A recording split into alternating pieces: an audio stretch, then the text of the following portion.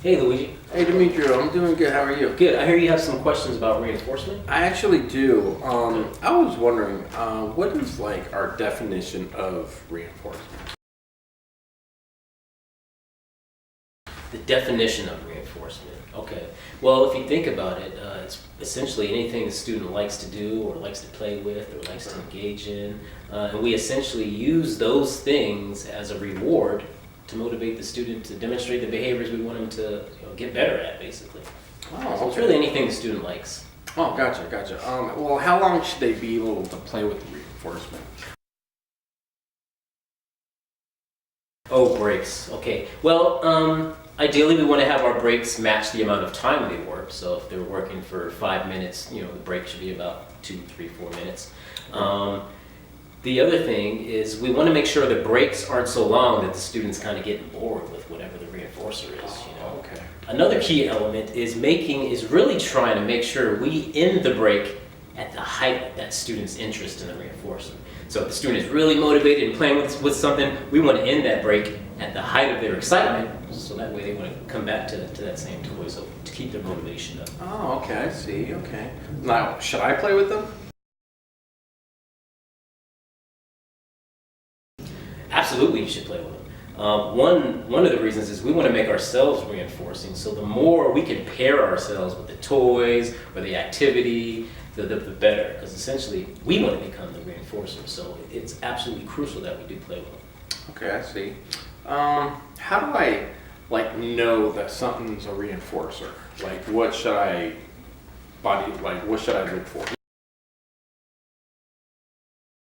Yeah, good question. I think you're about to say body language, right? Yeah. For some students who don't talk, we can't just ask them, hey, do you like that toy? But we could observe them and see, okay, wow, he's smiling. Wow, he's really spending some time there. Or maybe he's watching me kind of play with it. So it's really about assessing that student to see if their body language is showing that they like it. Okay. And for other students, you could essentially just ask them, hey, what kind of toys do you like? And they'll be able to tell us usually. Okay, wow, that makes perfect sense. Now, I have a question. Is reinforcement bribery? Yeah. The old bribery question. Yeah. Well, if we use it effectively, reinforcement is reinforcement. So if a student is demonstrating the behavior that we want them to demonstrate, and we give that reinforcer, that's not bribery.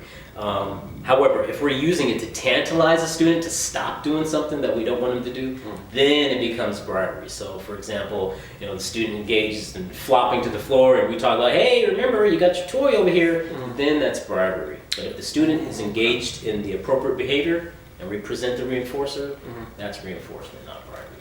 Okay, that makes perfect sense. When should I fade reinforcement? Okay, fading reinforcement. Well, that is important. We always want to look at fading reinforcement to become more natural. We think about typical students. They might be reinforced after every class period, possibly, or maybe at the end of the day. So it is a case-by-case scenario, but we do want to make sure we're working on fading that reinforcement as soon as possible. But hey, in the beginning, they might be getting that reinforcement quicker. And then as they get better, then we can slow it down and maybe become less frequent. And just stretching out as much as we can. Okay.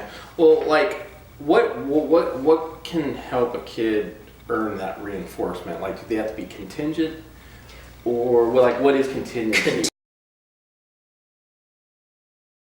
Contingency, that old word. Well, I know Rick likes this the term of the two sides of the coin of contingency. Okay. So if the student is demonstrating the behavior, then they should get access to the reinforcer they want. On the other side of that coin, if the student is not demonstrating that behavior, then they should not get access to that reinforcer. So it's crucial that the student experiences both sides of that contingency coin. Does that make some sense? Yeah, that makes perfect sense. How many potential reinforcers should a student have? Oh, okay. I'm going to quote the famous, what is he, astronaut? Buzz Lightyear. Infinity and beyond. No, but really, we want to have as many reinforcers as we can for students. So there's really not a number per se. You want to have as many as you can. The more you have, the better. Okay, perfect. Well, you know what? That was basically it. All the questions I had. Okay. So I really appreciated you answering them. No problem. Thank you. Anybody else out there have a question on reinforcement? Oh, well, I see others who are really fun during their sessions, Oh, yes. and it's a little outside my comfort zone. So, what do I do?